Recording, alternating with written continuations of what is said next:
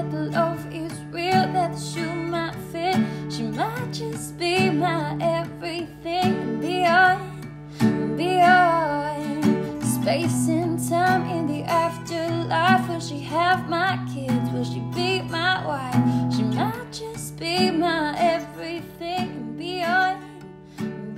Hey everybody, happy Friday. Welcome back to Morning Coffee with Rick Alexander. This has been a good week. We've had so many shares, so many listens. Last month, we absolutely destroyed our most listens in a month. And this month, I think we're going to destroy it again. So super excited. I just want to thank you guys all seriously for tuning in and for giving a shit what I have to say. I've been chewing on a lot of these ideas for many years. A lot of them will be in my new book that I'm kind of working out. But regardless of that, I just wanted to say a super heartfelt thank you. Thank you for listening. Thank you for tuning in. And thank you for caring. And thank you for sharing. Damn, I'm a poet. All right, so the Huffington Post did a huge survey of thousands and thousands of people a couple years back. I think this was 2015, and they said to everybody, if you could have more of anything in your life, what would it be? And do you know what the number one answer was? I'm sure you could guess. Happiness. Everybody wanted more happiness.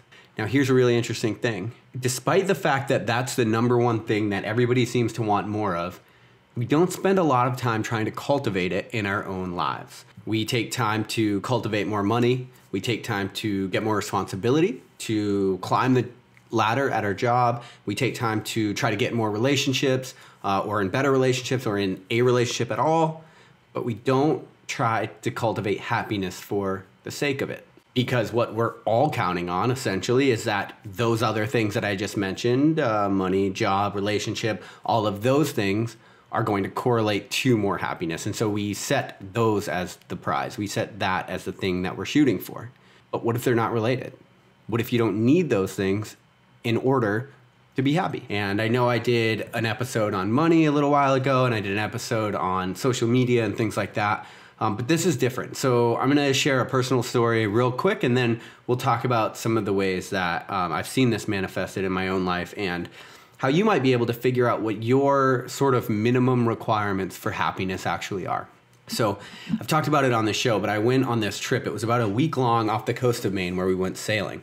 And when we went and did this, we did a bunch of meditation, and there was sort of a curriculum to it, and we were the test pilot for this group, and I'm sort of always just down for a new experience or a new adventure, so I decided to go on it.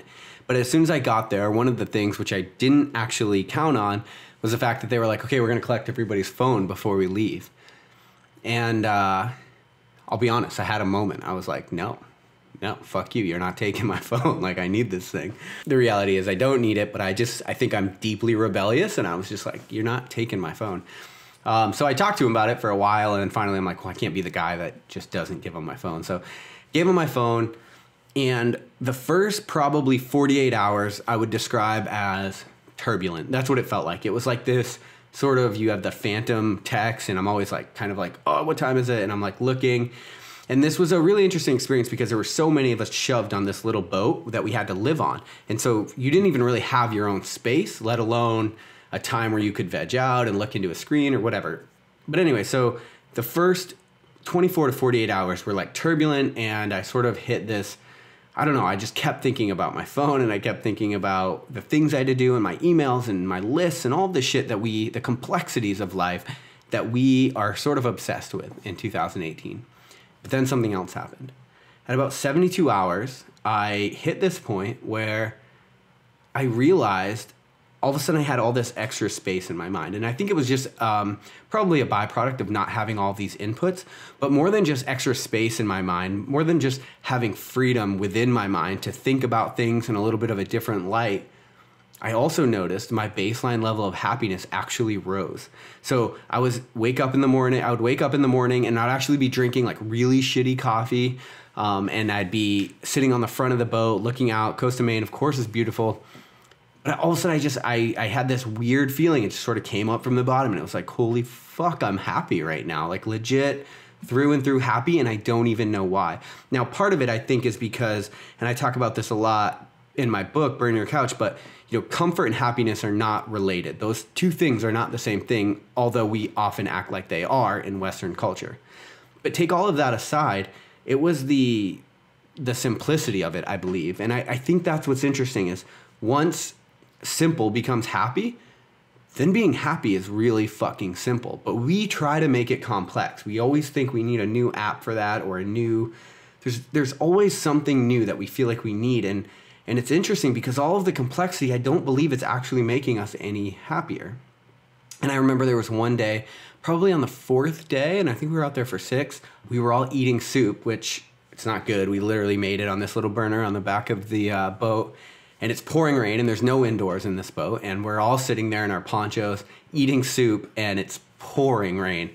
And we're just laughing our asses off, and we're joking, and we're kind of going through this shared adverse experience. And not only was it a reinforcement of this idea that comfort and happiness aren't related, not in the least bit, and then to take it a step further, in fact, you actually have to ditch a little bit of that comfort in order to find more happiness, which is a paradoxical sort of thing that humans have trouble grappling with. But then on top of that, it was this idea that this is the simplest thing I could possibly be doing right now. And so I realized for me to be really happy, the only 2 things I need are some dope people and an adventure.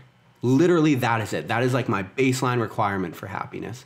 And everything else, once you get that, everything else, like a warm meal, it just becomes supplementary, and it gets to add to the happiness. And so the thing that I would like to leave you with today is this idea that, do you know what your baseline level of happiness requires? Do you know the minimum requirements for you to be happy in this world?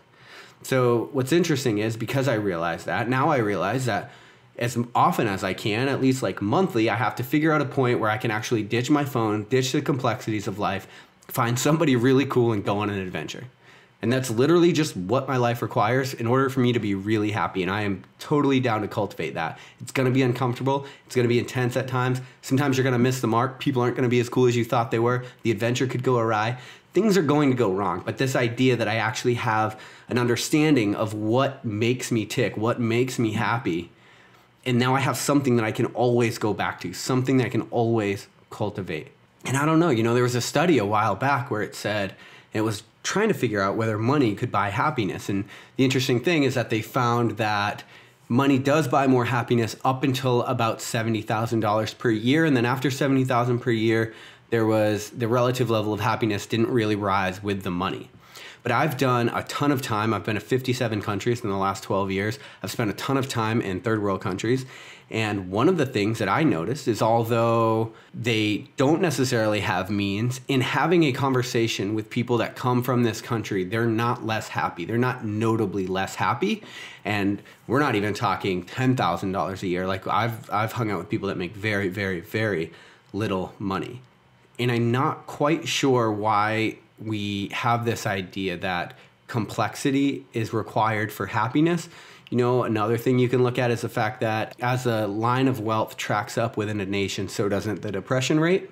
And I think one of the reasons behind that is because as we add more wealth, we add more complexity, and we are assuming that complexity is going to make us happier. And unfortunately, I've realized in my life it just doesn't. And so I would just say, if you can think back over the last few years, I'm sure you, just like everybody in this Huffington Post study, wants to be happier. But if you can look back, think about the things that you were doing when you were really, really happy. And that wholesome, fulfilled feeling of happiness that is honestly pretty rare in 2018. When you've had that.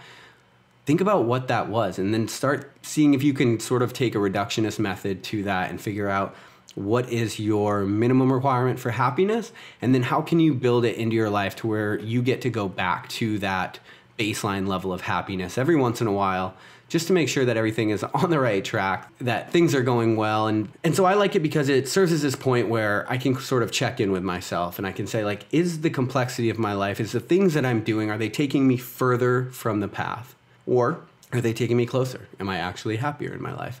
But we don't stop to think about that very much, and we certainly don't stop to think about the things that we would need to do in order to cultivate happiness, yet that seems to be what everybody wants. So maybe that's something you can build into your own life. I hope you guys have a great Friday and a great weekend, and I will talk to you guys on Monday on Morning Coffee.